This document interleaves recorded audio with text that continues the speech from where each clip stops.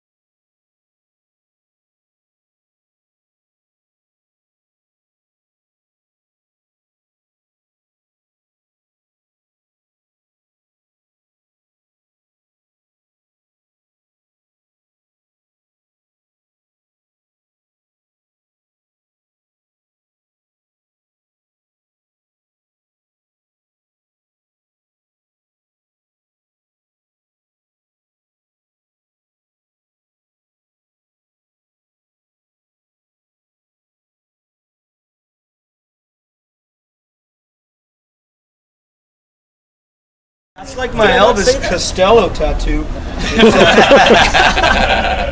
We don't have a zoom. Censored. We have a zoom. So, That camera doesn't zoom that close. so we're at Matt May's the other day, and it was quite a nuts show, right? And you kind of had, it made you think a little bit. Yeah. You know, where to take, your show, and then what. Are you going to do anything different from what you learned from that this time around for Bluesfest? What's the thought? I think Do more tricks. Matt. Look like Jesus. Yeah, grow your beard, tear your shirt up a lot. No, I think a lot of what we've been working on, and we had the opportunity recently to work on our show, the show aspect of it, a lot more. Transitions between songs. We can't be afraid. Like, one of our strongest points, obviously, is our instrumentalists, and I think my favorite part of our show is watching Jeff and Anders play off of each other and rock out in sort of extended jams. And Matt Mays isn't shy to do that, as we learned the other night. Space Jam! Yeah, I guess just from where the band started to where we are now, we want to identify ourselves more as a band, and that sort of, I think, includes not always introducing everybody all at the same time. We're Silver Creek, and this is what we do. So that's one sort of a shift that we're going through now.